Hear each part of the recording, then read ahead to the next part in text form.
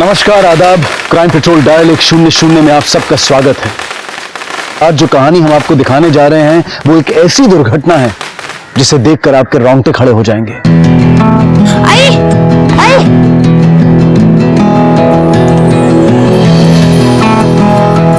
आई, आई। अरे क्या हुआ, क्यों चिल्ला रहा है? आई है बग, मैं पूरे स्कूल में फर्स्ट आया हूँ।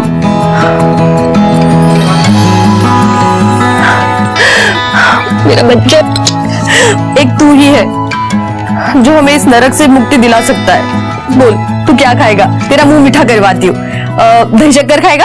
हाँ। जल्दी जल्दी हाथ चलाओ। ओ काका, क्या किया था लौकर? नंदू सेठ ने कहा आज शाम तक फसल कट जानी चाहिए। ओ काका, क्या चल रहे? लौकर लौकर चला, हाथ चलवा। बाबा, बाबा। सोनू, ये सोनू बेटा, अरे इतने धूप में यहाँ पे कहाँ पे? आजा घर पे जा। बाबा, रिपोर्ट कार्ड दिखाने आया था। देखो, मैं पूरे स्कूल में फर्स्ट आया हूँ। तू? काका, मेरा बेटा फर्स्ट है, फर्स्ट। मेरा बेटा फर्स्ट है। देखो पापा, मैं जब पढ़ लिख कर कलेक्टर बनूंगा ना, तो सारे खेत हमारे हो जाएंगे। फिर आपको किसी दूसरे के खेत में काम भी नहीं करना पड़ेगा। चल चल, तुझे मिठाई खिलाता हूँ अच्छी वाली। चल। बाबा, आज जी कहती थी कि पहले सारे खेत हमारे थे। सच में? हाँ थे तो। काम कर रहे? हेलो। सब बचा। फर्स्ट है, फर्स्ट। मिठाई मिठाई चाहिए उसको। हाँ, नहीं नहीं सुन, वो अंग्रेजी स्कूल में पढ़ा रहा हूँ। हाँ, देख देख, ये अच्छा लगा क्या? विराट,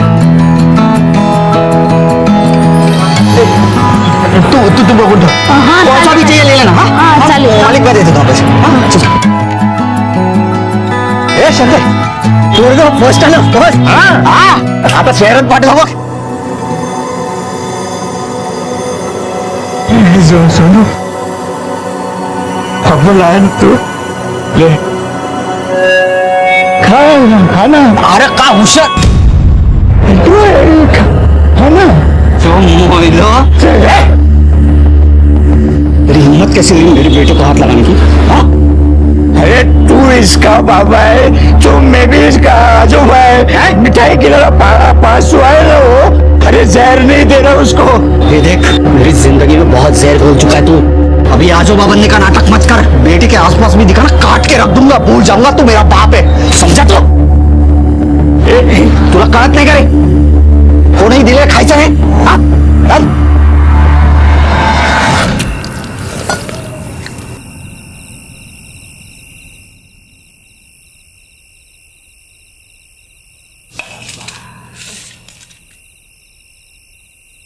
देखा कितने अव्वल नंबर से पास हुआ है मेरा बेटा। कम से कम अब तो उसको पढ़ाई के लिए भेज दो, या अपनी तरह ही चौकीदार बना के छोड़ोगे? ये चुप बैठ। वो दिन रात जहर उगलते रहती है। जहर इसलिए उगलती हूँ क्योंकि मैं आपके बाप की तरह नहीं हूँ। कितना होनहार बच्चा है मेरा, फिर भी इसकी जिंदगी बर्बाद है। 3 साल से तुम्हारे पीछे पड़ी हूँ। अगर औकात नहीं है ना तो मुझे बता दो, मैं अपने भाऊ और बहनी के पास इसको भेज देती हूँ। कम से कम पढ़ लिख कर कुछ बन तो जाएगा। दिन में 2 बार फोन आते हैं इनके सोनू के लिए। खुद का भांजा है इसलिए इतने चिंता करते, नहीं तो आजकल के। बस कर तुझे चिक चिक। बाहू वहीनी काट डालूंगा उधर जाके, समझे? खाता तूच।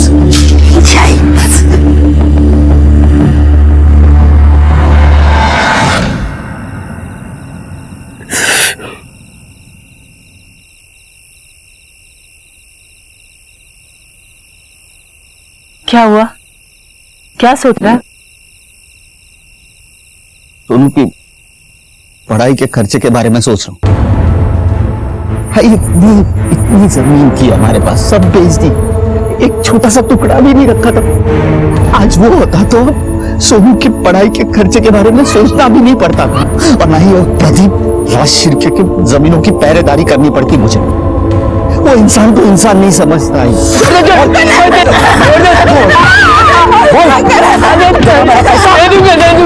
और उसका बेटा नंदू, और जब भी उसे सोनू के पढ़ाई के लिए खर्चा मांगने जाओ तो जली कटी सुना कर। हमारी ये कुत्तों जैसी हालत क्यों हुई है मालूम है? तुम्हारे सुहाग की वजह से। नसताना माझा कापून टाकला असता सागर.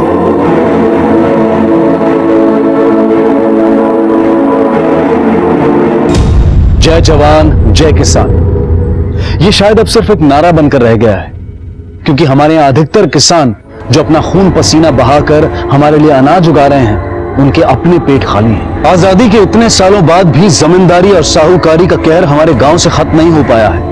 किसानों से मजदूर बना देते हैं. वो जमीन, वो मिट्टी जो अनाज पैदा करती थी, आज इन लाचारों के लिए भूख पैदा कर रही है. ऐसे में अपराध पनप रहे हैं.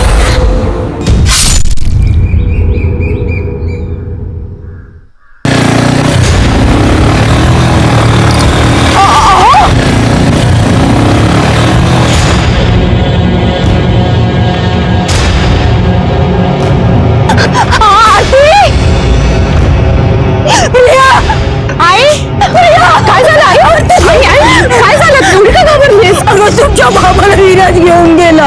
काय?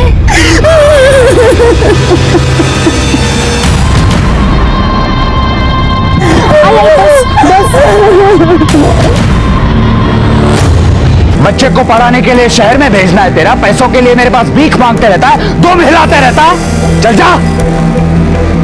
बाबा, दादा, छोड़ो. देखो ये बिल्कुल गलत है, छोड़ो से. बाबा, बाबा, मेरे मामले में बीच में मत पड़ना. तू अपने काम से काम रखा कर, समझी? मैं अगर बीच में नहीं आती ना तो फंस जाते थे आप. अरे विश्वास काका को अगर कुछ हो जाता तो जेल हो जाती आपको. दादा बस भी करो अब क्यों बेचारे गरीब गांव वालों का खून चूस रहे हो? अब और कितना चाहिए आपको? रास्ता बोलो नको. तू अपना ये ज्ञान है ना किसी और को बांटना, मुझे नहीं. मुझे अच्छी तरह से पता है मुझे क्या करना और क्या नहीं करना. और मुझे बोलने से पहले तू खुद को देख.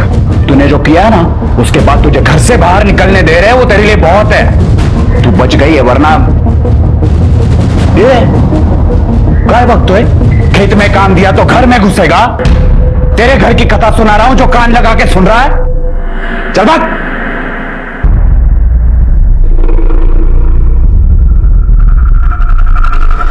मी आधीच सांगितलं होतं, लड़की को इतनी छूट मत दो.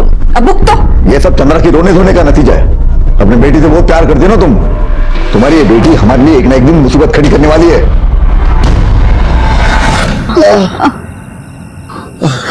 अगं हळद घेऊन ये जा.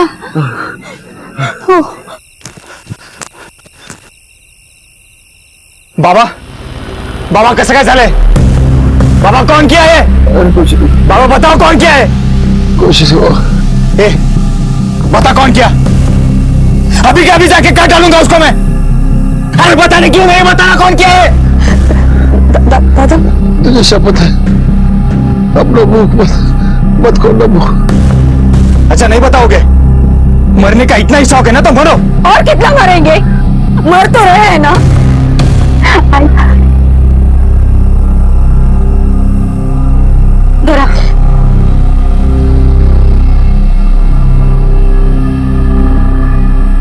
तेरे बाबा को छोड़ दूंगा तो उसका कर्ज कौन तू उतारेगी?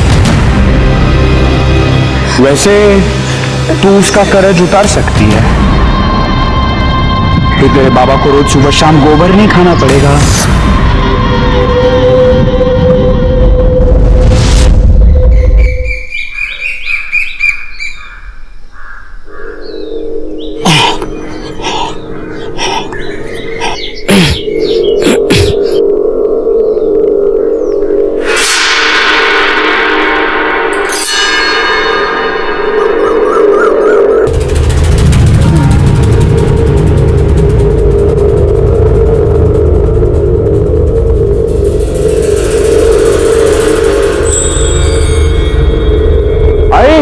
शेतात जाऊन येतोय. विराज को कुछ काम दिया था, देखता हूं हुआ कि नहीं.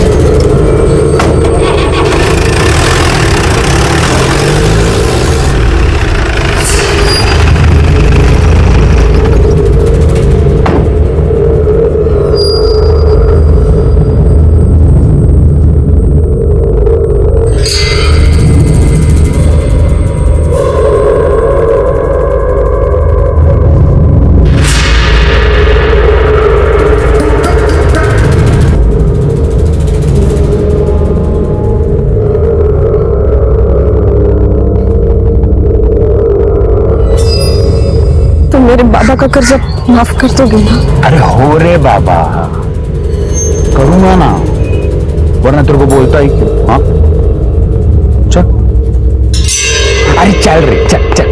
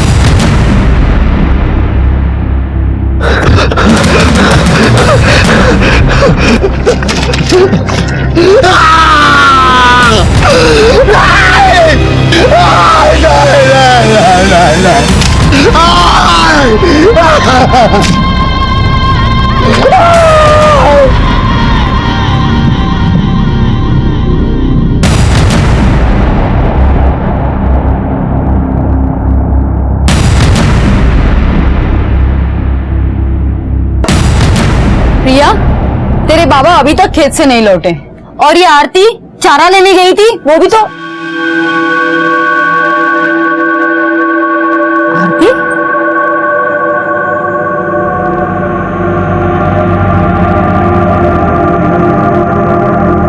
चारा कहाँ है?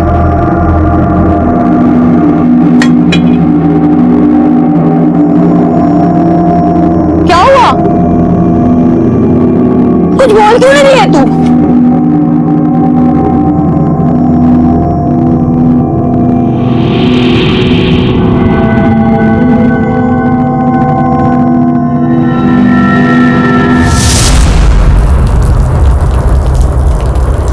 आरती,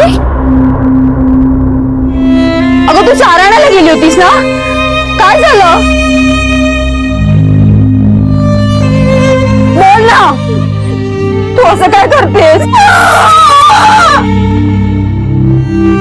आरती, अगं काय झालं? बोल ना, बोलत का नाहीस तू?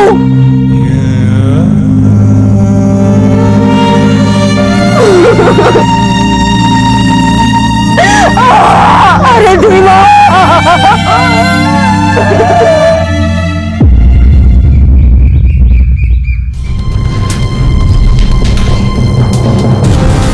विराज भाव, वो विश्वास का कहा पेड़ के नीचे पड़े, उनके मुंह से झाग निकल रहा है। तू गावात जाऊन सांग, जा। Hello, police station.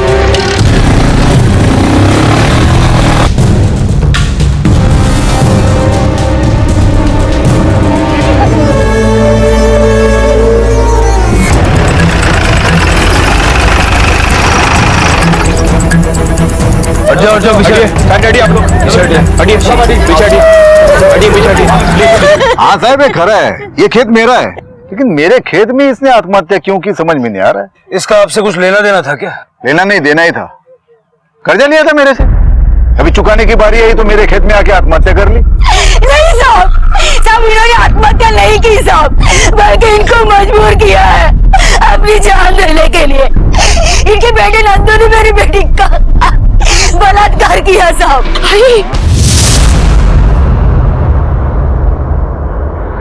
और इन्होंने कर चुकाने से परेशान होकर अपनी जान दे दी साहब।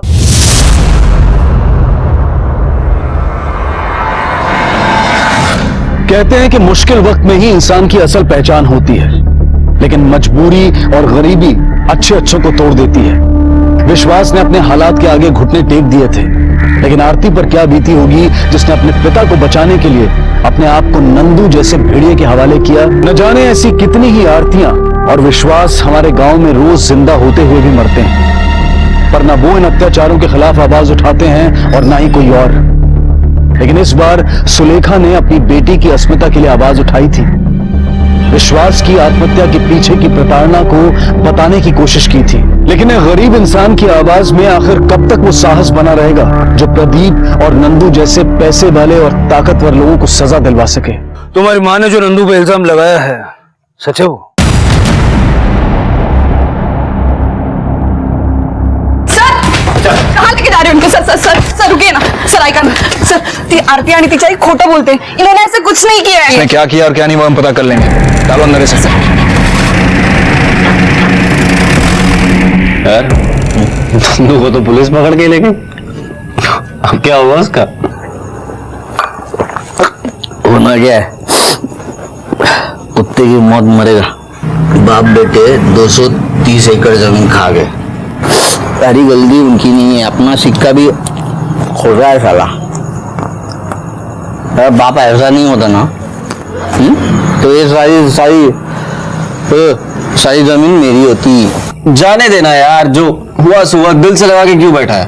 जैसे जळतं ना त्यालाच कळतं, उनके जमीनों की पहरेदारी करता हूँ मैं। वो जमीन मेरी थी, मेरी बीवी सुनो ना, मुझे जलीकटी सुनाती है।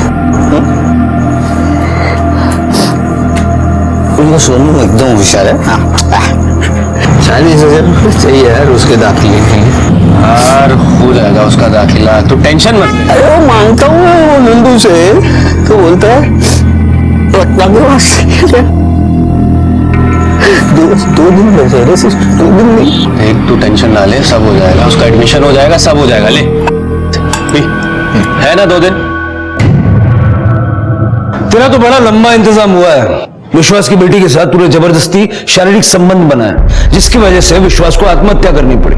तो अब किसी को आत्महत्या के लिए मजबूर करने का चार्ज भी लगेगा, बलात्कार का मुकदमा भी चलेगा। आओ साहब, क्या मानता है तुम्ही? मैंने किसी के भी साथ कोई जबरदस्ती नहीं की है। शराबत से बताएगा तो फायदे में रहेगा। अरे लेकिन कुछ किया होगा तो बताओ ना। अगर मैंने उसके साथ जबरदस्ती की होती तो उसके कपड़े तो फटते, उसके शरीर पर या मेरे शरीर पर किसी घाव के, किसी जख्म के या किसी चीज के निशान तो होते। देख लो सर, मेरे शरीर पे एक भी निशान नहीं है। और खरो मानतोय मी, मैंने किसी के भी साथ कोई जबरदस्ती नहीं की है। कांबळे, सुबह तक इसको यहीं रखो, बाद में सच बोलेगा।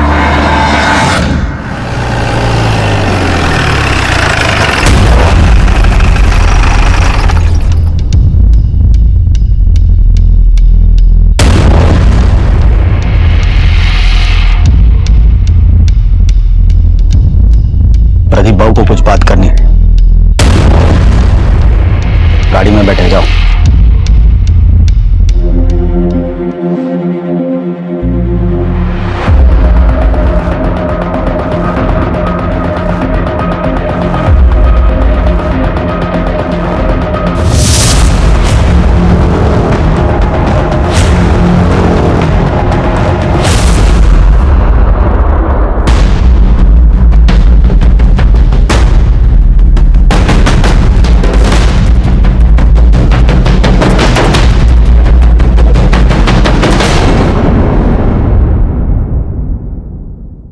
किसी दबाव में आकर तो ऐसा नहीं कह रही हो ना तुम? नहीं साहब, वो मेरे आई ने झूठ बोला था। बाबा ने प्रदीप राजशिर्के से बहुत सारा कर्जा लिया था और वो चुका नहीं पा रहे थे, इसलिए उन्होंने आत्महत्या की। और बाबा के मरने के बाद वो कर्जा चलता नहीं रही, इसलिए आई ने झूठ बोला। नंदू ने मेरे साथ कुछ गलत नहीं किया, कुछ नहीं हुआ। ठीक है, जा सकती हो।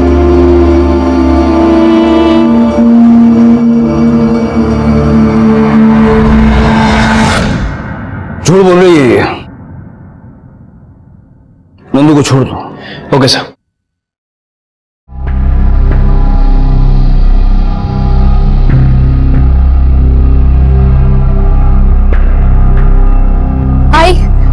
आई दादा दादा,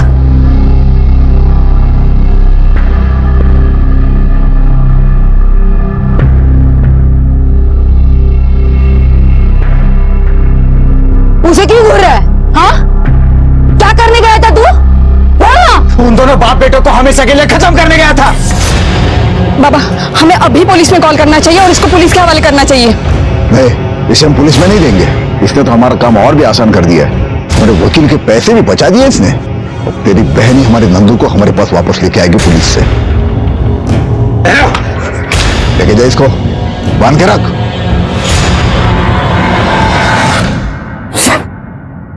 साला मुझे समझ में नहीं आता, मैं उस जगह पे था ही क्यों?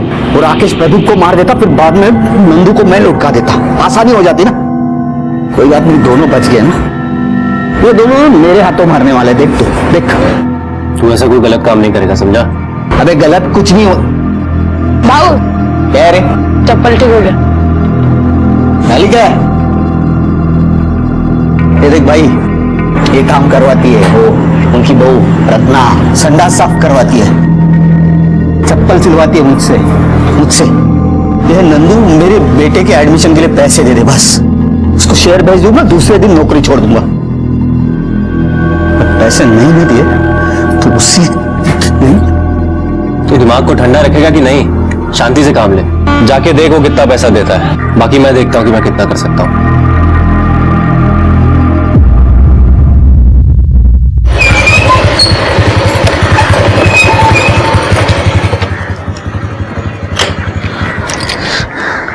विराज, हमारे नंदू रत्ना स्वाति को देखा है कहीं?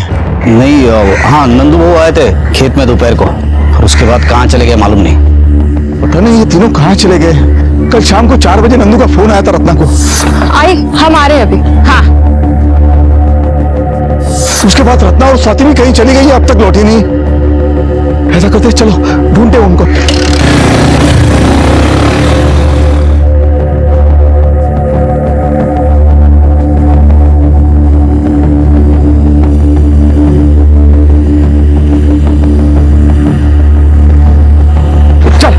खेत की तरफ चल। मालिक वो तीनों खेत में क्यों जाएंगे? वो सांगली निकल गए होंगे। तो अपना दिमाग में चला, मैं जो बोल रहा हूँ कर। चल चल। सर, विश्वास की पोस्टमार्टम रिपोर्ट। सर, रिपोर्ट के हिसाब से उसकी मौत पॉइजन खाने की वजह से हुई। सर, गांव में जो लड़का ये दवा बेचता, मैंने उससे पूछताछ भी की। विश्वास ने उससे दवा खरीदी थी।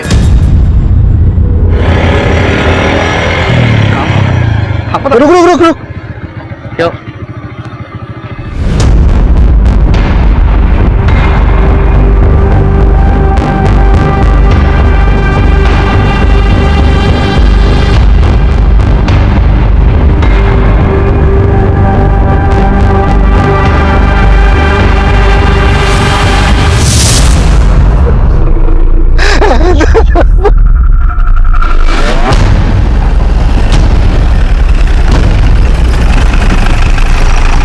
जरा देखो आसपास मर्डर वेपन मिलता है क्या?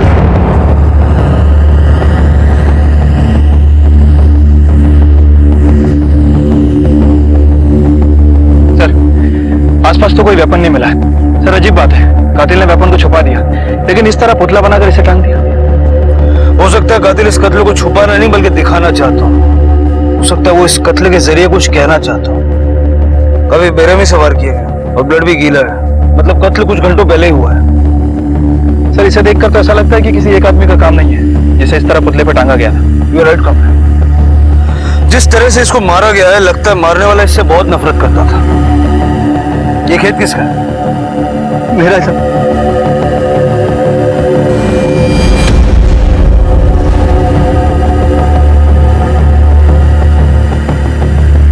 आपको किसी पे शक है? शक नहीं साहब, यकीन है मुझे। राकेश ने मारा है मेरे बेटे को। राकेश ने तो मेरे बेटे और बहू को भी उसी ने गायब किया था। सब वो कुल्हाड़ी लेके हम सबको मारने के लिए आया था साहब। मेरे बेटे और बहू को बचाना साहब।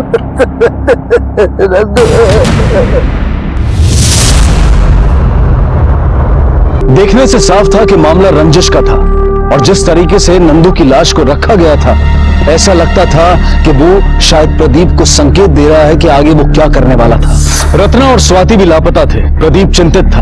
उसने अपना पहला शक राकेश पर डाला था। राकेश ने मारा है मेरे बेटे को, राकेश ने। लेकिन इस तरह की नफरत तो नंदू के लिए गांव के हर दूसरे आदमी में थी। पुलिस के लिए केस काफी चुनौतीपूर्ण होने वाला था। मैं सिर्फ उसे नहीं, उसके पूरे परिवार को मारने गया था। उन्हीं की वजह से मेरे बाबा ने आत्महत्या की। आरती की इज्जत गई, उसी का गुस्सा था साहब मेरे को।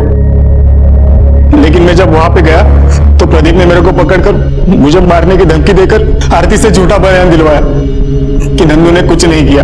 और वहां से छूटने के बाद भी तू हमारे पास नहीं आया। जब नंदू का खून हुआ तो तू कहाँ था? तब साहब मैं सुबह से लेकर रात 3 बजे तक मेरा दोस्त संतोष उसके पास था। सर, स्वाति, रत्ना और नंदू के फोन रिकॉर्ड्स और ट्रायंगुलेशन रिकॉर्ड्स।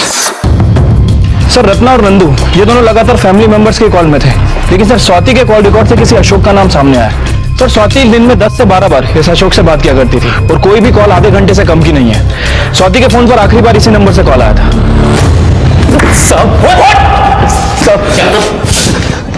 स्वाति के पीछे क्यों पड़ा था? हम लोग तो एक दूसरे से प्यार करते हैं। अशोक, अगर घर वालों ने मेरी शादी के लिए हाँ नहीं कहा तो क्या तुम्हें भगा ले जाऊंगा? हाँ, मैं क्या डरता हूँ तुम्हारे घर वालों से? क्या बात है? भाव छोड़ दीजिए। भाव, बड़ी बड़ी फेंक रहा था ना तू, कहाँ से आया तू? हाँ, हम एक दूसरे से प्यार करते हैं। उसके बाद भी तूने स्वाति से कांटेक्ट तोड़ा नहीं, यहाँ तक कि कल जब स्वाति घर से निकली, गायब हुई, तब भी आखिरी कॉल तेरा था। सर, मैं मानता हूँ मैंने कॉल किया था, लेकिन मैंने किसी को गायब नहीं किया सर। मैंने किसी का खून नहीं किया। हमने तेरे मोबाइल से मैसेजेस पढ़े, जिसमें एक मैसेज में स्वाति लिखती है कि प्रदीप, रत्ना और नंदू ये सब तुम्हारे रिश्ते के खिलाफ थे। यहां तक कि रत्ना तो उसके लिए एक लड़का भी देख रही थी। रत्ना और नंदू सबसे ज्यादा खिलाफ थे। और जवाब में तूने क्या लिखा है? कोई भी हमारे प्यार के बीच में आएगा तो उसे रास्ते से हटा देंगे। सर, मैंने ऐसा मैसेज जरूर किया था, पर इसका मतलब ये नहीं कि मैं सच में ऐसा कर दूंगा सर। हटा देंगे मतलब ये प्लानिंग तेरी और स्वाति की थी। बोल, स्वाति कहाँ? और रत्ना को कहाँ रखा है? जिंदा है या मार डाला? सर, मैं सच बोल रहा हूँ सर। मैंने ऐसा कुछ नहीं किया। सर,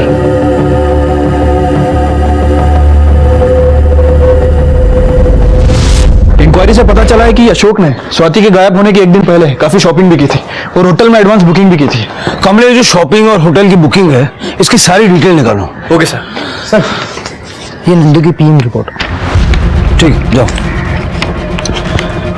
नंदू की पोस्टमार्टम रिपोर्ट के हिसाब से उस पर किसी घुमावदार या और उसकी मौत शाम को 4 से 6 बजे के बीच हुई है। सर, हमने स्वाति के कॉल रिकॉर्ड को दोबारा चेक किया। राकेश जी संतोष देवलकर की बात कर रहा था। सर, स्वाति के गायब होने से पहले तकरीबन 3 बजे के आसपास स्वाति ने उससे फोन पे बात की थी, लेकिन सर रिकॉर्ड के हिसाब से स्वाति ने उससे पहले उससे कभी बात नहीं की। उठाओ इस संतोष देवलकर को।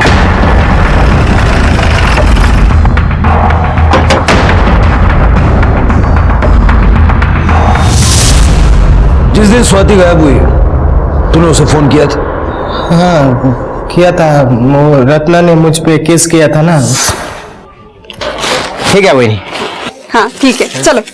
वहिनी, ते आधीचे पैसे दिले तर बरं होईल, उधारी खूप झाली ना। पैसे तर नाही आहेत माझ्याकडे। एक काम करती हूँ, अभी का और बाद का दोनों साथ में ही दे देती हूँ। वहिनी, हर बार यही बोलते हो। संतोष, मैंने कहा ना बाद में दे दूंगी। वहिनी, वहिनी,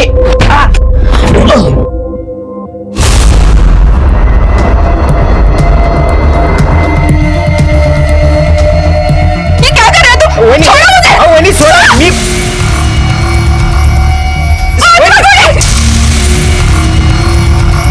क्या रे, चौवन्नी की औकात नहीं है तेरी और मेरी बीवी पे हाथ डालता है? हाँ, मेरी बीवी पे हाथ डालता है। छोड़ दो साहब। तूने मेरी इज्जत पे हाथ डाला है। अब देखो मैं तुम्हारी क्या हालत करती हूँ। उसके बारे में बात करनी थी स्वाति मैडम को, तो मैंने फोन किया था। हेलो स्वाति मैडम, संतोष टेलर बोलते हैं। बोलिए, क्या काम है? और रत्ना मैडम को केस वापस लेने को बोलो ना, क्योंकि उनकी वजह से कोई लेडीज लोग दुकान पे नहीं आ रहे। मैं भूखा मर रहा हूँ ना। आप पक्का नहीं बोल सकती, पर मैं कोशिश करूंगी। फिर थोड़ी देर बाद हम राकेश के घर पे चले गए, रुके, फिर बाद में दारू ली और दुकान वापस चले गए साहब। नंदू के कत्ल में हमें राकेश पर भी शक है। कहीं ऐसा तो नहीं कि तूने और राकेश ने मिलके ये प्लान बनाया था? सर, ये अशोक के वकील है, इसके बेल के पेपर्स लेके आए। ठीक है, छोड़ दो। आइए। कामले, अशोक ने बेल करवाई, उसे छोड़ रहे हैं, लेकिन उस पर नजर रखना। Okay sir. Sir, Swati, Ratna और नंदू इन तीनों के फोन लोकेशन चेक किए। सर, इन तीनों का फोन एक ही जगह स्विच ऑफ हुआ था। हमने उस लोकेशन को भी आइडेंटिफाई कर लिया। पुलिस हर पहलू को टटोलने की कोशिश कर रही थी, लेकिन अब तक उनके हाथ कोई सफलता नहीं लगी थी। संतोष, अशोक, राकेश, तीनों पर पुलिस की नजर थी। नंदू का कत्ल किसने किया था और क्यों, क्या वो स्वाति और रत्ना का भी यही हश्र करने वाला था? नंदू, स्वाति और रत्ना का मामला एक ही था या फिर ये अलग अलग मामले थे? साहब जिस दिन नंदू का खून हुआ उस दिन नागेश के साथ बहुत झगड़ा हुआ था साहब। ये तेरा बाप है ना, बाप दगाबाज हो। दोस्ती में दगा किया उसने और मेरी सारी जमीन हड़प ली। ए बेवड़िया, तेरी जब उतर जाएगी ना तो वाड़े पे आ जाना। तेरे को अच्छी तरह से समझाऊंगा कि जमीन मेरे बाप की वजह से गई या फिर तेरी इस रंगरलियां और तेरी उस अभिलाषा की वजह से। मैं तो खाली बेवड़ा हो रहे। तेरा बाप है ना सांप है, सांप, आस्तीन का सांप। उसने इधर डसा मेरे को। ये नागेश कौन है और कहाँ रहता है? साहब नागेश विराज का बाप है साहब। वो सुतारावाड़ी में पहला मकान उन्हीं का है। क्या मेरे सोनू को लेके गई ना? भाई के साथ आई थी, काट के रख दूंगा मैं तुझको। बेटा उसको रोकना चाहिए था ना तू।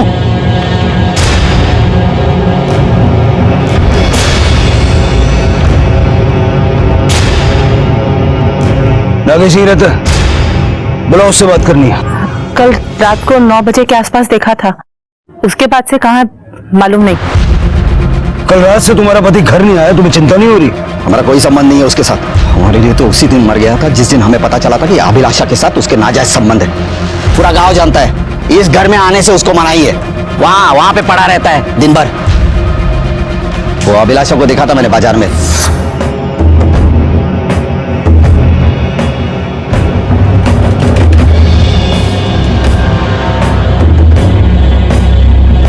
अभिलाषा यहाँ क्या कर रही है? मुड़ के गया तो गायब हो गई थी। कल रात से मेरा बाप भी गायब है। ये अभिलाषा कौन है? अभिलाषा वो औरत है जिसके साथ मेरे बाप के नाजायज संबंध है। कहाँ रहती है? पहले इस गांव में रहती थी। वो प्रदीप राजशिर्के के पास से खुली खरीदी थी उसने। अब कुछ साल हो गए शहर में जाके बस गई है। अभी शहर में कहाँ पे रहती है ना मालूम नहीं, मेरे बाप को मालूम होगा। नागेश आता है या उसकी कोई भी खबर मिलती है, सबसे पहले पुलिस स्टेशन आके बताना।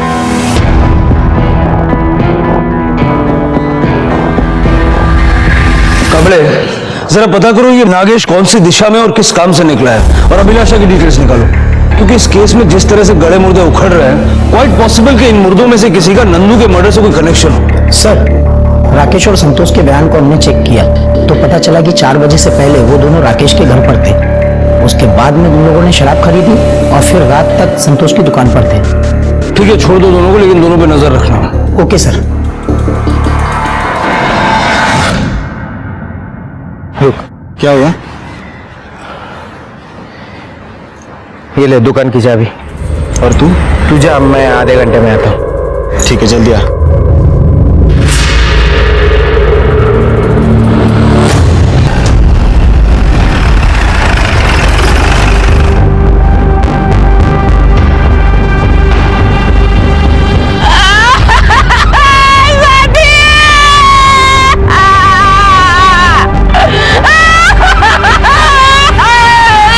हटिए, चलो पीछे हटिए, आप लोग पीछे। कि पुलिस भी हैरान थी और कातिल हर जगह पर पुलिस से एक कदम आगे। एक ही परिवार के 3 लोग गायब हुए थे। 2 की लाश मिल चुकी थी और बची थी स्वाति। या फिर पुलिस उससे पहले कातिल को ढूंढ निकालेगी। आखिर कातिल था कौन और क्यों वो इतनी दर्दनाक मौत बांट रहा था? इतनी नफरत आखिर उसके अंदर कहां से समाई थी?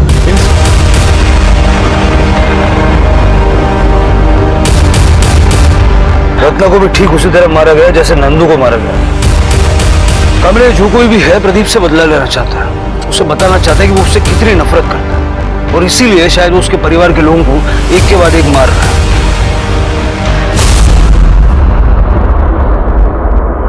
कमले, मैंने देखा है कि विराज भी प्रदीप के परिवार से काफी नफरत करता है। वो हो सकता है क्या? तुम यहाँ क्या कर रहे थे? साहब, मैं उन्हीं के यहाँ काम करता हूँ, जैसे मालिश करना, गाड़ी की साफ सफाई करना। उन्हीं के घर के लिए सब्जी लेने आया था। प्रदीप जी, ये जो कोई भी है, इसकी आपसे रंजिश है।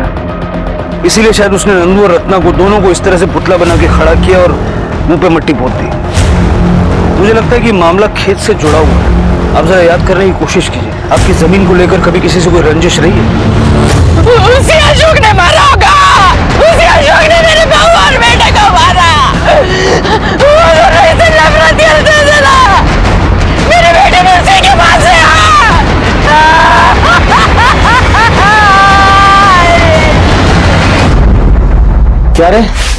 तो आधा घंटा बोल के निकल गया था, अभी 2 घंटे हो गए, किधर गया था? अरे एक काम निकला था यार। काम निकला था? हाँ काम था।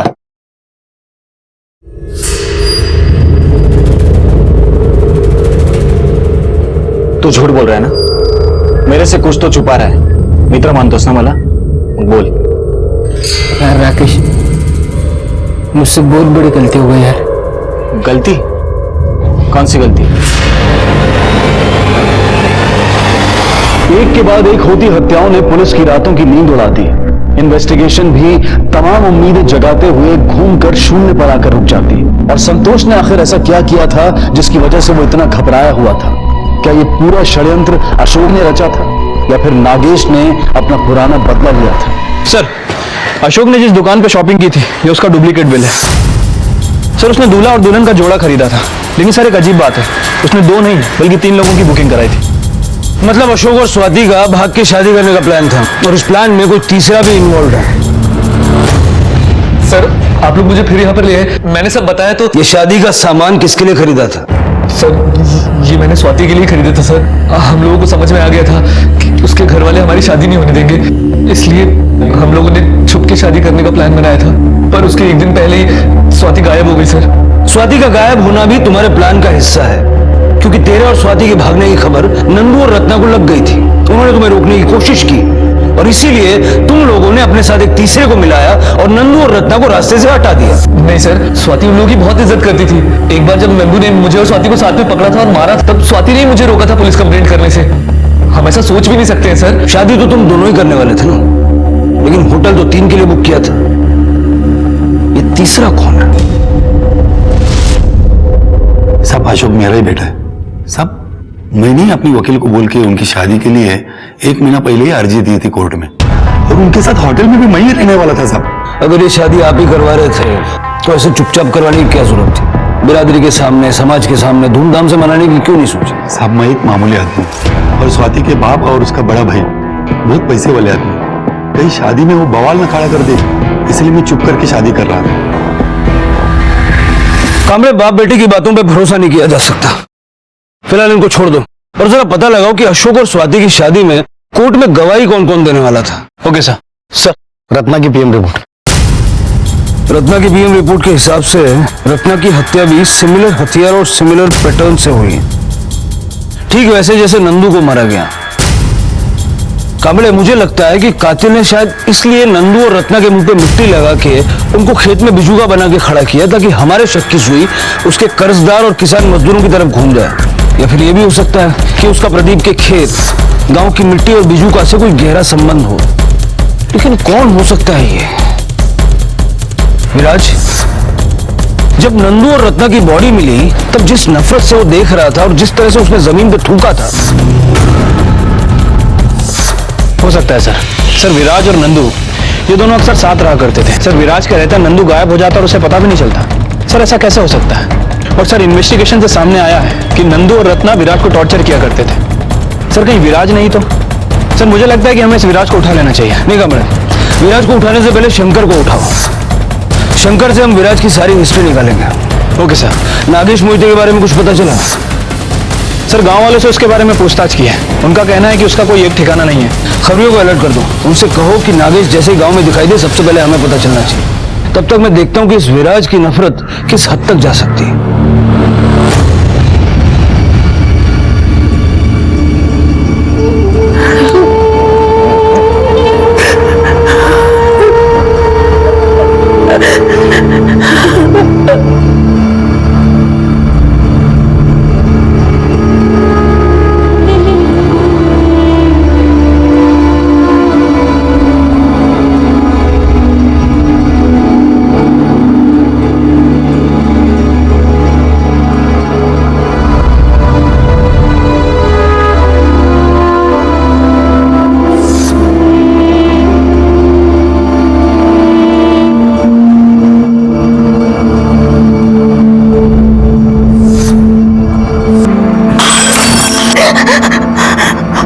समझ में नहीं आ रहा है कौन कर रहा है ये सब।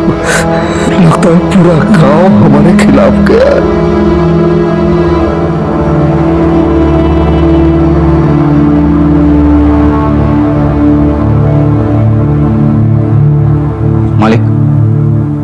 आपने मुझे बुलाया? हाँ। ये रख, ये तुम्हारा आज तक का हिसाब है। कल से नौकरी पे आने की जरूरत नहीं, जाओ। नहीं, मुझे नौकरी से मत निकालो, मैं भूखा मर जाऊंगा। मुझे मत निकालो मालिक। जाओ जाओ जाओ जाओ यहाँ से, निकल जाओ मालिक जाओ जाओ।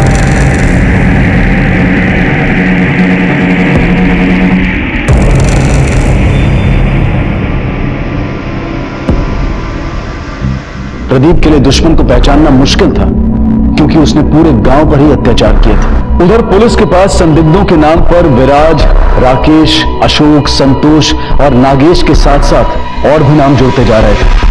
पर देखा जाए तो सारा का सारा गांव ही संदिग्ध था।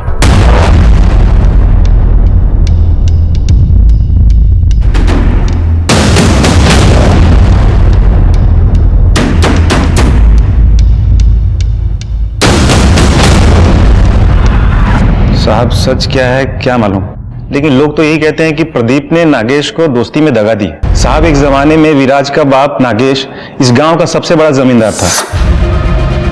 230 एकड़ जमीन थी उसके पास, कुछ दिखावे में, कुछ शराब में, और बची खुची जमीन अभिलाषा नाम की औरत ने लुटा दिया। आज हालत यह है कि भिखारी बना घूमता है, और प्रदीप के कर्जे से गांव का एक भी घर नहीं बचा साहब। मेरी बेटी मुझे लौटा दो, मेरी बेटी को ला दो, तेरी जमीन वापस करता हूँ, तेरा खर्चा माफ करता हूँ, लेकिन मेरी बेटी को मेरे ला दो। अरे शपथ मालिक, मला माहिती नाही आपकी बेटी कहाँ है।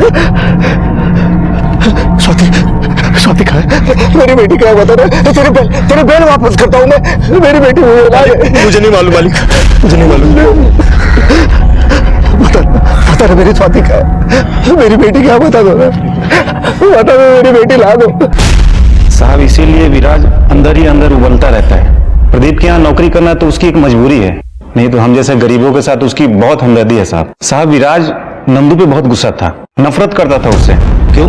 क्योंकि सर विराज के बच्चे के एडमिशन के लिए उसको 40,000 रुपए की जरूरत थी, जो नंदू ने आखिरी तक नहीं दिया।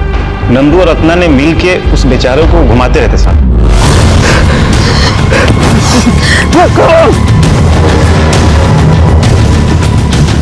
अगर मेरे बेटे के साथ कुछ हुआ ना तो जान से मार दूंगा सबको, आग लगा दूंगा गाँव में। एक भी बच्चा जिंदा नहीं छोड़ूंगा इस गाँव में, ध्यान रखना। चलो यहाँ से।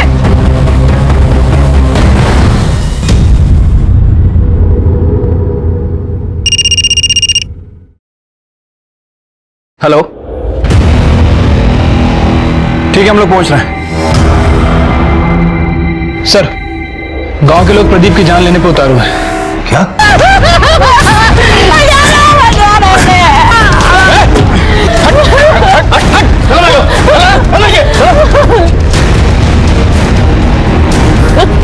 जब बैठ के तमाशा देख रहे थे, अपने मालिक को बचा नहीं सकते थे? मालिक नहीं है मेरा, काम पर से निकाल दिया। साहब अगर ये आज बीच में आता ना, हम इसे भी नहीं छोड़ते। प्रदीप साहब हत्यारा है, इसने मेरे बच्चे की जान ली साहब। वो देखिए साहब, मैंने खुद देखा है, ये तो प्रदीप है। ये यहाँ क्या कर रहा है?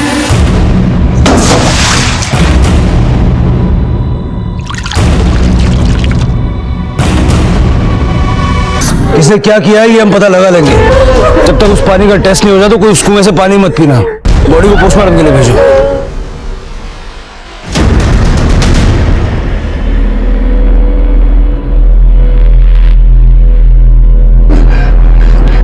बताइए, कुएं के पानी में जहर मिलाया था आपने? साहब इन्होंने कुछ नहीं किया, मेरी बात का यकीन कीजिए। अपने बेटे और बहू को खोने की वजह से ये बहुत टूट गए हैं अंदर से। बताइए, कुएं के पानी में जहर क्यों मिलाया आपने? ये झूठ है, मैंने नहीं जहर मिलाया। मैं तो अपनी बेटी को ढूंढ रहा था, न जाने वो कहाँ है। वो जिंदा भी है या उसने मार दिया है। अच्छा होगा अगर कुछ दिन आप घर से बाहर ना निकले।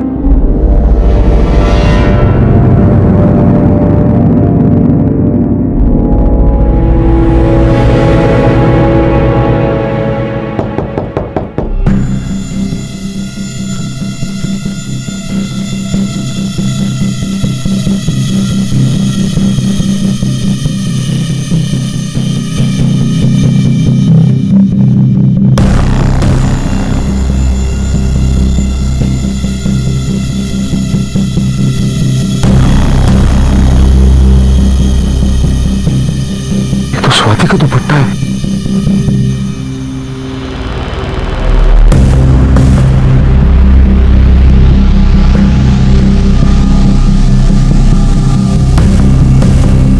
कौन है? कौन है? स्वाति! चंद्रा! चंद्रा! क्या हुआ? स्वाति का दुपट्टा है।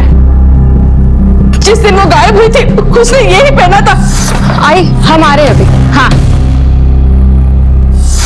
हाँ, आपके पास कैसे है ये? हाँ, कहाँ है स्वाति? कहाँ है स्वाति? बोलिए ना। मैं उसे ढूंढ के लाता हूँ। स्वाति! स्वाति! स्वाति! स्वाति! सुनिए ना, कहाँ जा रहे हैं आप? स्वाति! सर, कुएं का पानी पीने से जिन लोगों की मौत हुई थी उनके पेट में और कुएं के पानी में सेम तरह का कीटनाशक मिला है।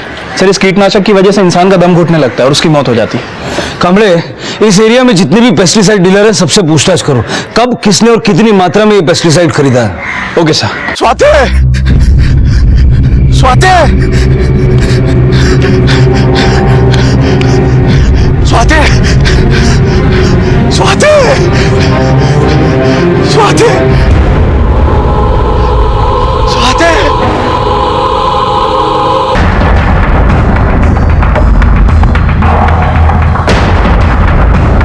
सर, इसे भी नंदू और रत्ना की तरह मारा गया, लेकिन इस बार वेपन बॉडी पर ही है। सर, कहीं ऐसा तो नहीं कि कातिल हमें बताना चाहता है कि उसका बदला पूरा हो गया। स्वाति अभी भी गायब है। कहाँ पे? खंबा दिखा।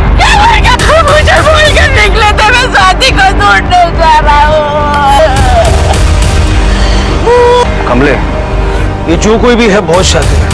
इसने प्रदीप को यहाँ बुलाने के लिए स्वाति का दुपट्टा यूज किया ताकि हम उसको ट्रेस ना कर पाए। सर, ऐसा भी हो सकता है कि कातिल ने कीटनाशक मिलाया कुएं में ताकि गांव के लोग प्रदीप पे शक करें और फिर इसे मार दें।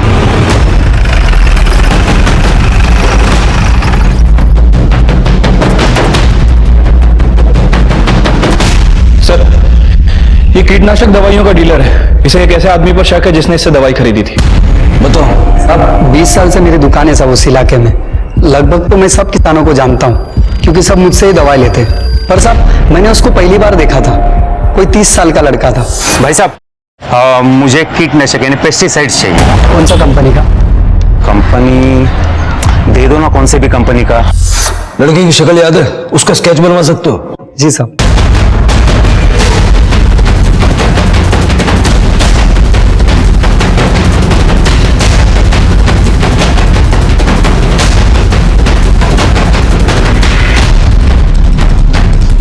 सर, ये रहा उस लड़के का स्केच।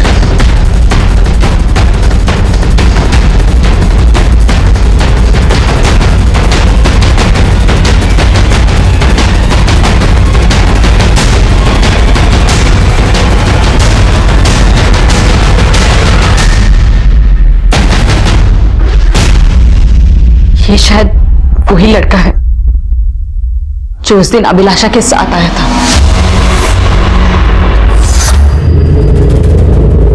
ये मेरे मकान के कागज है, मैंने साइन कर दिया है, देख लो।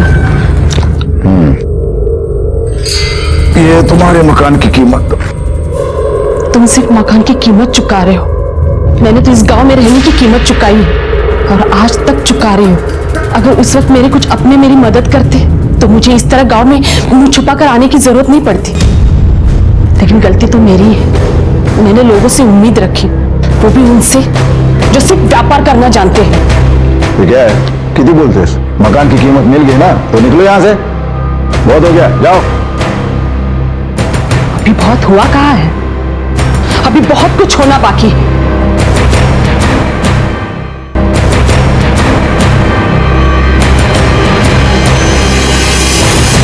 तुमने देखा नहीं वो कितने गुस्से में गई? तो गुस्से में जाए या भाड़ में जाए, हमें क्या। देख, जिसे पैसों की जरूरत होती है ना वो ऐसे ही तिल मिलाता है, लेकिन हमें ध्यान नहीं देना चाहिए। अपना फायदा हो गया ना, अरे आधे से भी कम कीमत में मकान मिल गया उसका। ये उसके मकान के पेपर्स है जो वो लेकर आई थी। इसमें उसकी फोटो और उसके शहर के घर का पता है।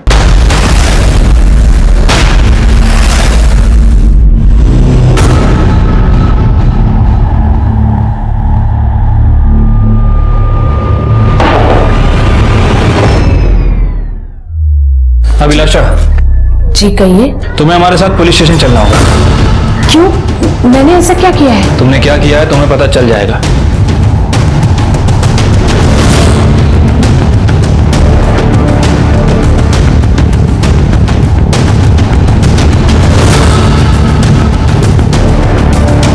वो लड़का कहाँ है जिसके साथ तुम मंदनपुर आई थी? वो पुणे गया है। ठीक है, तुम मिल गई, वो भी मिल जाएगा। नागेश को कहां छुपा रखा है? झूठ बोलने की कोशिश मत करना, क्योंकि हम जानते हैं नागेश तुमसे मिला हुआ है। विराज ने उस दिन गांव की मार्केट में तुम्हें देख लिया और उस दिन से 4 लोग गायब हैं। नंदू, रत्ना, स्वाति और नागेश। उस दिन प्रदीप को अपना मकान बेचकर वो रुपए लेकर मैं बाजार से निकल ही रही थी, तभी अभिलाषा है, अभिलाषा, मुझे अपने साथ ले चलो ना तुम। देखो मेरी जिंदगी नरक हो गई है तुम्हारे बिना। और जो मेरे साथ हुआ था वो भूल गए? क्या हुआ था तुम्हारे साथ? उस दिन नागेश को देखकर मुझे मेरा अपमान याद आ गया था, लेकिन नागेश ने मेरा पीछा नहीं छोड़ा। मैंने उसे कहा, मैं तुम्हारे परिवार से अपनी बेइज्जती का बदला लेना चाहती हूँ। अगर तुम मेरे साथ चलते हो तो उस मकान के कागज लेकर आना जिसमें तुम्हारी बीवी और बेटा रहता है। उसके बाद ना नागेश मुझे मिला, ना उसका कोई फोन आया। गांव वालों ने जो तुम्हारे साथ किया, उसकी शिकायत तुमने पुलिस में क्यों नहीं की? सर, रिपोर्ट लिखवा के क्या मेरा सम्मान मुझे वापस मिलता? तो इस तरह से तुम अपना अपमान भूली नहीं थी, और जब गांव वापस आई तो सब याद आ गया, और गांव वालों से बदला लेने के लिए तुमने कुएं के पानी में पेस्टिसाइड मिला दिया। सर, इसके साथ जो लड़का है मनीष, वो हमारे गिरफ्त में है। अभिलाषा के कहने के ऊपर मैंने वो 2 गोली कुएं में डाली थी। इसकी और अभिलाषा की चार्जशीट फाइल करो। सर, हमारा खबरी रघु आया है। उसका कहना है कि प्रदीप की फैमिली के कत्ल से जुड़ी हुई उसके पास खास खबर है।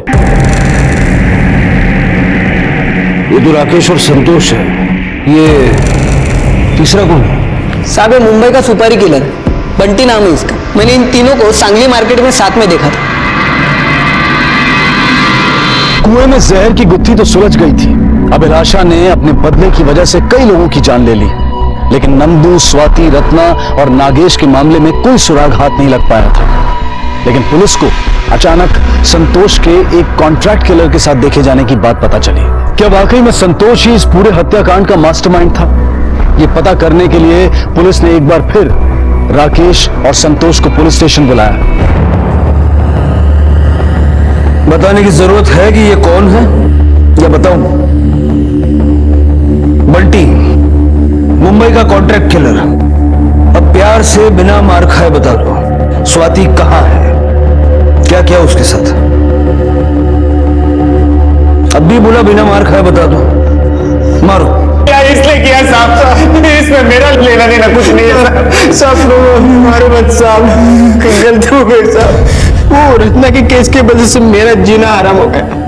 मेरी छोटी बहन है, उसकी शादी करनी थी, लेकिन वो भी टूट गई। पैसा नहीं, कुछ नहीं। मैं बोला दुकान बेच के उसकी शादी करेंगे, चलो। ताला लगा तो लगा, बेचने जाऊं तो कोई ले रहा नहीं था। वो नंदू ने सबको धमकी दी थी कि कोई संतोष का दुकान लेगा ना तो उसका जीना हराम करेगा। फिर बहन की शादी टूटी। बाद में मुझे वो बंटी मिला, वो बंटी। अरे संतोष, क्यों बोला? भाई, इन दोनों का 2 लाख रुपया लूंगा। अरे बंटी भाई, मैं आपको खाली 50,000 रुपए दे सकता हूँ, वो भी क्योंकि मेरा नाम नहीं आना चाहिए, इसलिए आपको दे रहा हूँ ना पैसा। नहीं तो गांव के किसी भी लड़की को 25,000 रुपए दिए तो भी वो दोनों को मारेंगे। गांव वालों का जीना हराम कर दिया। ठीक है, नंबर क्या है उसका?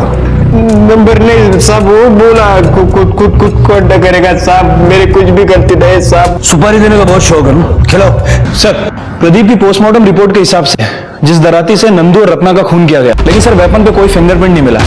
हो सकता है कि कातिल ने फिंगरप्रिंट को मिटा दिया हो। सर, जिस सफाई से काम किया गया है, मुझे लगता है इस काम में बंटी का ही हाथ है। संतोष के मुताबिक उसे नंदू और रत्ना को मारना था, लेकिन स्वाति भी साथ में गायब हुई, तो हो सकता है कि बंटी स्वाति को भी मारना चाहे।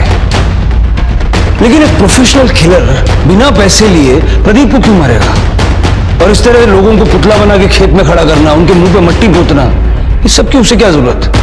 कुछ तो गड़बड़ है कामले, और इसीलिए हम अपनी इन्वेस्टिगेशन सिर्फ बंटी पे फोकस नहीं कर सकते।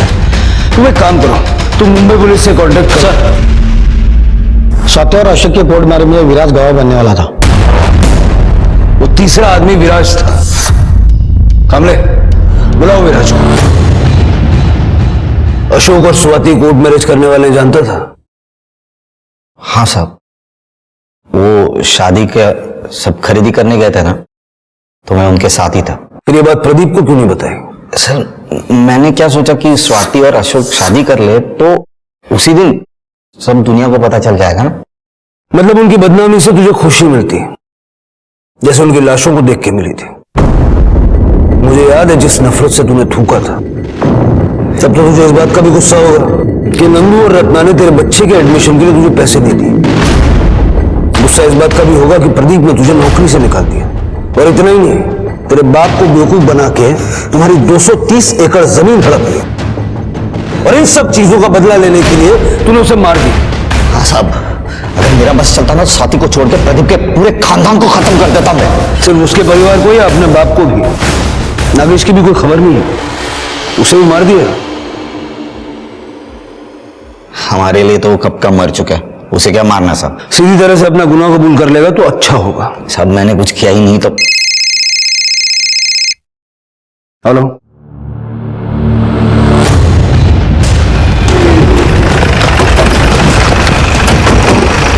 साहब इस तरह यही रुको। कमले, गले के निशान देख के लगता है कि गला घोंट के मारा गया। सगळे जरा चेक करो। हो सर। कमले, ये खून के निशान देखे, लगता है शायद नंदू और रत्ना को भी यही लाकर मारा गया होगा। सर ये 3 मोबाइल मिले। ऑन करो। हाँ सर, ये तो नंदू का मोबाइल है और ये रत्ना का। इसका मतलब हुआ स्वाति के साथ साथ नंदू रत्ना को भी यहीं लाके मारा गया। लाश को सबसे पहले किसने देखा? साहब, इन लोगों ने। हाँ साहब, हम जानवरों के लिए घास काटने के लिए आए थे। धूप बहुत तेज थी, सोचा आराम कर लूं थोड़ा। देखा वहां लाश पड़ी थी, शंकर जावेद उनको मैंने बताया। बोला। सर, बंटी के बारे में मुंबई पुलिस से कुछ इन्फॉर्मेशन मिली है। सर, मुंबई पुलिस के मुताबिक 13 अक्टूबर की रात को उन्होंने बंटी को एनकाउंटर में मार गिराया, जबकि यह नंदू, रत्ना और प्रदीप का मर्डर 13 तारीख के बाद हुआ है। मतलब इन हत्या में बंटी का कोई हाथ नहीं है। कमले, मुझे लगता है कि किलर कोई ऐसा है जो प्रदीप के परिवार के बारे में हर छोटी से बड़ी बात जानता है। और अगर मैं इस एंगल पे सोचता हूं तो सबसे पहला नाम मेरे दिमाग में आता है अशोक, दूसरा विराज, विराज का बाप नागेश, जो कि प्रदीप का दोस्त भी रह चुका है। हो सकता है कि विराज और उसके बाप ने मिलकर इस काम को अंजाम दिया हो, और विराज और उसकी मां ने नागेश के गायब होने की झूठी खबर फैलाई हो। एक काम करो, अशोक को छोड़ दो और उससे कहो कि पुलिस स्टेशन आके रोज हाजिरी लगाए और इन सब पे नजर रखो। अगर इन्हीं में से कोई है तो डेफिनेटली हमें कोई ना कोई क्लू तो मिलेगा। और चंद्रा के घर के बाहर अपना एक आदमी सिविल कपड़ों में लगा दो, कातिल उसे भी नुकसान पहुंचाने की कोशिश कर सकता है। Okay sir. पुलिस ने सबको खुला छोड़ दिया और सब पर नजर रखना शुरू किया ताकि कोई एक गलती करे और पुलिस उसे दबोच ले। इसी दौरान नागेश, जो नंदू, रत्ना और स्वाति के लापता होने वाले दिन से ही गायब हुआ था, उससे जुड़ी एक अहम जानकारी पुलिस के हाथ लगी।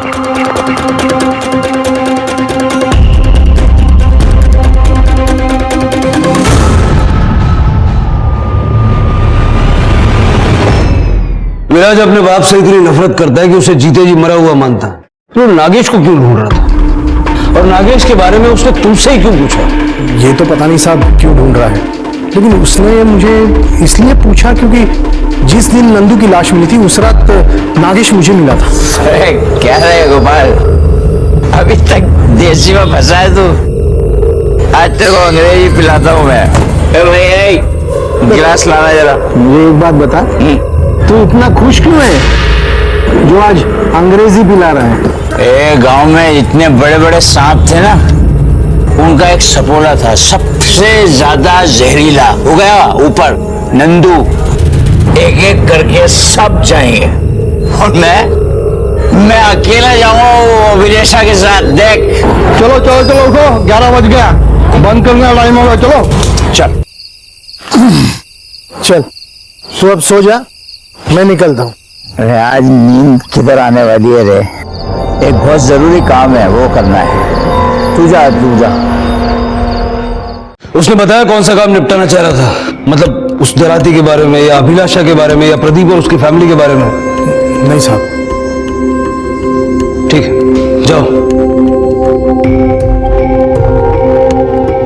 कमले, अगर इस गोपाल की बात को सच माने तो 11 बजे तक नागेश अपने घर गया, जबकि सुनीता ने हमसे कहा कि वो 9 बजे के बाद आया ही नहीं। रात को 9 बजे के आसपास देखा था, उसके बाद से कहाँ है मालूम नहीं। अगर ये गोपाल सच बोल रहा है तो फिर सुनीता हमसे झूठ क्यों बोल रही? सर हो सकता है कि नागेश को सुनीता और योगेश ने बाद में देखा ही ना, और वैसे भी उन दोनों को उसकी कुछ ज्यादा पड़ी नहीं है। सर ये स्वाति की पीएम रिपोर्ट। मतलब कातिल प्रदीप रत्ना और नंदू से जितनी नफरत करता था उतनी स्वाति से नहीं करता। ये विराज हो सकता है क्योंकि वो शादी में भी इन्वॉल्व था। सर कहीं ये काम ये दोनों बाप बेटे मिलकर तो नहीं कर रहे? चलो।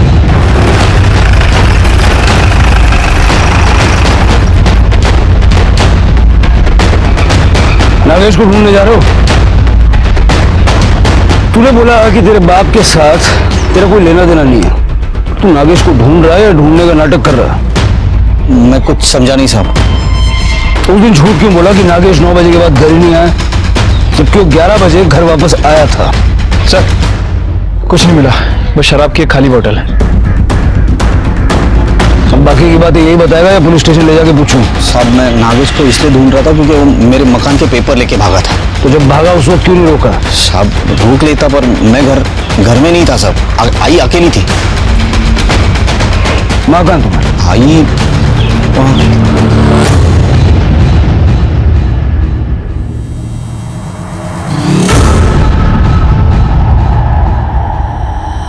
ये नागेश जब घर के पेपर लेके भागा तो आपने रोका क्यों नहीं? वो साहब मैं घर में अकेली थी और कुछ काम कर रही थी। जब तक मैं देखती वो भाग गए और मैं घर के अंदर गई तो अलमारी खुली हुई थी। उस दिन भी मैं जब आया तो आपके हाथ मिट्टी से सने हुए थे, और आज भी ये घर के पिछवाड़े में इस तरह से लूटने का कार्यक्रम चल रहा है। क्या कोई खजाना वगैरह दबा के रखा है? नहीं साहब ऐसी कोई बात नहीं है। सर जगह देखकर तो ऐसा लग रहा है कि इसे खोद कर अभी भरा गया। शिंदे सर खोदो यहाँ पे। नहीं साहब यहाँ कुछ नहीं है। ऐसे चुपचाप खड़े रहो इधर।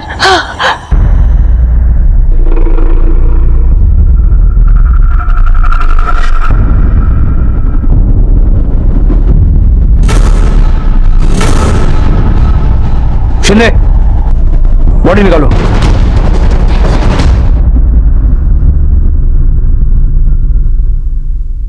आई ये तूने क्या किया?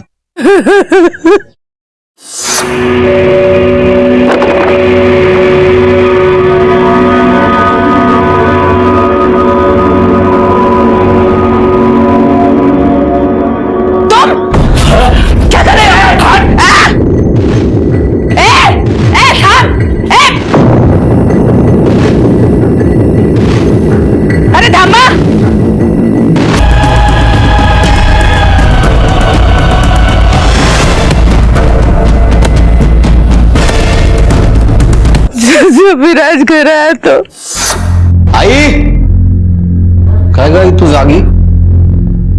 ये क्या हुआ सब? हाँ मेरा बाबा नागेश बहू के गहने लेके भाग रहा था तो गहने का?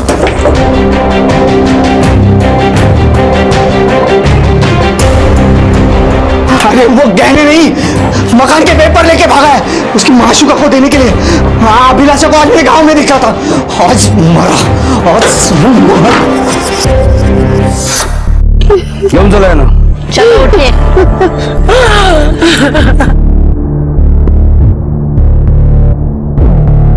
पुलिस ने न सिर्फ संदिग्धों की बल्कि उनके करीबी लोगों की भी जांच पड़ताल शुरू की, और इसी दौरान प्रदीप की हत्या के बाद अखबार में छपी एक खबर ने पुलिस का ध्यान अपनी ओर आकर्षित किया।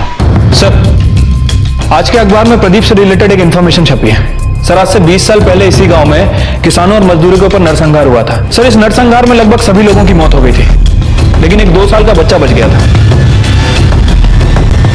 कमले, पता करो ये बच्चा कौन था और अब कहाँ है। पाटिल साहब, आप इस गांव के सरपंच हैं, पिछले 3 पीढ़ियों से यहीं पे। 20 साल पहले इस गांव में एक नरसंहार हुआ था। किसने किया था, क्यों किया था, कुछ पता है उसके बारे में?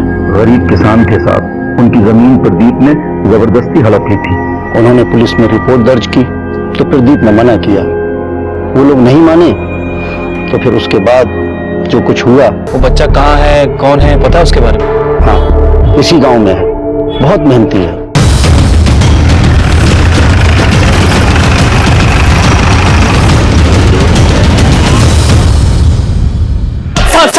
सब इन्हें मत मारिए साहब। मैं सब बताता हूँ सर, मैं सब बताता हूँ। जिस दिन नंदू आरती से बलात्कार के केस में छूटकर बाहर निकला, उसी दिन हमें पता चल चुका था कि इन सब से कुछ नहीं होने वाला। इस गांव की मिट्टी को हमें ही साफ करना पड़ेगा। पूरा गांव उनके अत्याचारों से परेशान था साहब, पर कोई हिम्मत ही नहीं करता था साहब, सब डरते थे। तब हम तीनों ने फैसला किया कि प्रदीप के परिवार को उसके किए की सजा जरूर मिलनी चाहिए। और उस दिन जब नंदू खेत से बाहर निकला, उसके बाद हमने नंदू को उसी के खेत के पुराने घर में, जो कई सालों से बंद पड़ा था, उसमें बांध कर डाल दिया। साहब, हम सिर्फ रत्ना को वहां पर बुलाना चाहते थे, पर उसके साथ स्वाति भी वहां पर आ गई। भाव तो कहीं नहीं दिखाई दे रहे। सबसे पहले हमने नंदू को मारा साहब, उसके बाद मैंने स्वाति के दुपट्टे में धान बांधकर उसे प्रदीप के घर के बाहर फेंक दिया। मुझे पता था कि प्रदीप उस दुपट्टे को देखकर खेत में जरूर आएगा। वो आया भी। साहब, स्वाति बहुत अच्छी लड़की थी, हम उसे मारना नहीं चाहते थे, पर हम मजबूर थे, उसे मारना पड़ा। साहब, 20 साल पहले प्रदीप ने इन्हीं खेतों के चक्कर में मेरे परिवार का कत्ल कर दिया था। सिर्फ नागेश का कहीं नहीं, बल्कि पूरा गांव उजाड़ के रख दिया हम लोगों ने। अब ऐसे में अगर किसान की मदद कोई नहीं करेगा तो किसान कहां जाएगा? बोलिए साहब। ये जो कुछ करने की जो हिम्मत थी, वो अगर तुमने सही दिशा में लगाई होती तो किसानों का कुछ भला हो जाता। लेकिन अब न किसानों का भला होगा न तुम लोगों का। अब जो तुमने किया है उसके लिए तुम सारी जिंदगी जेल में काटोगे। प्रदीप ने कभी नहीं सोचा होगा कि जिस जमीन, जिस मिट्टी के लालच में वो लोगों का खून करने से भी नहीं कतराता था, एक दिन वही जमीन उसका भी खून मांग लेगी। जगताप, कैलाश और राजन को प्रदीप के परिवार की हत्या के लिए, सुनीता को नागेश के कत्ल के लिए और अभिलाषा और मनीष को